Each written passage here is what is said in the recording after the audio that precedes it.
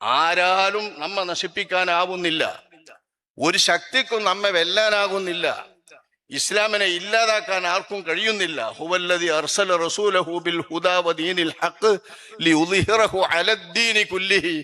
എല്ലാ ദീനിന്റെ മീതയും ലക്ഷ്യം കൊണ്ട്, പ്രമാണം കൊണ്ട് ഈ ദീൻ ജ്വലിച്ചു നിൽക്കുന്നു എന്നത് ലോകരാഷ്ട്രങ്ങളിലുള്ള അനുഭവമാണ്. ലോകം മുഴുക്കയും ഇത് അനുഭവിക്കുകയാണ്.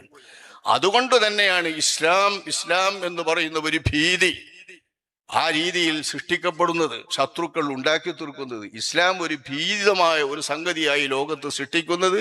ഭീതിതമാക്കി വെച്ചില്ലെങ്കിൽ ഈ ഇസ്ലാമിനെ അതിജയിക്കാൻ ആർക്കും സാധ്യമല്ല. അഷ്റഫുൽ ഖൽഖ് സ്വല്ലല്ലാഹു അലൈഹി വസല്ലം പദങ്ങൾ മദീന ജീവിതത്തിൽ, അവിടുത്തെ പ്രബോധനത്തിൽ ബദറും ഉഹദും കഴിഞ്ഞ് ഖന്തക്കിലെ വിജയം കഴിഞ്ഞപ്പോഴേക്ക് അല്ലാഹുവിന്റെ റസൂൽ പറഞ്ഞിട്ടുണ്ട്, അൽ ഇസ്ലാമു യഅലു വലാ യുഅലാ അലൈഹി. ഇസ്ലാം എന്ന് പറയുന്നത് എന്നും ഉയർന്നു നിൽക്കും, ജ്വലിച്ചു നിൽക്കും, പ്രകടമായി നിൽക്കും, തെളിഞ്ഞു നിൽക്കും. അതിന്റെ മീതെ ഉയരാൻ ഇസ്ലാമല്ലാത്ത മാർഗങ്ങൾക്കൊന്നും സാധ്യമല്ല എന്ന്. ഇതൊക്കെ അള്ളാഹുവിന്റെ റസൂലിന്റെ വചനങ്ങളിൽ ഉള്ളത് പരമയാഥാർത്ഥ്യമായി പുലരുന്നത് നമ്മൾ ലോകത്ത് കാണുകയാണ്.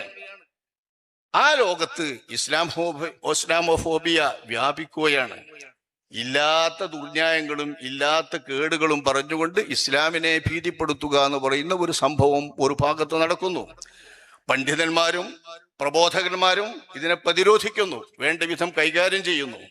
പക്ഷേ അക്കൂട്ടത്തിൽ സമുദായത്തിനകത്തുള്ള മക്കളെയും സമുദായത്തിന്റെ ആളുകളെയും പിഴപ്പിച്ചുകൊണ്ട്, അവരുടെ ചിന്താഗതി നശിപ്പിച്ചുകൊണ്ട്, അവരുടെ ജീവിതത്തിലുള്ള വിശുദ്ധതയും ഇസ്ലാമിൻ്റെതായ ധാർമ്മികതയും നശിപ്പിച്ചുകൊണ്ട് അവരെ തീർത്തും ചൂരില്ലാത്ത, വാസനയില്ലാത്ത, യാഥാർത്ഥ്യമില്ലാത്ത ജീവശവങ്ങളാക്കി മാറ്റുന്ന ഒരു സംഭവം വൈരികളായ ആളുകൾ പല കുതന്ത്രങ്ങളിലൂടെ പയറ്റി ഈ സമൂഹത്തിൽ, സമുദായത്തിൽ ഉണ്ടാക്കാൻ വേണ്ടി ശ്രമിക്കുന്നുണ്ട്.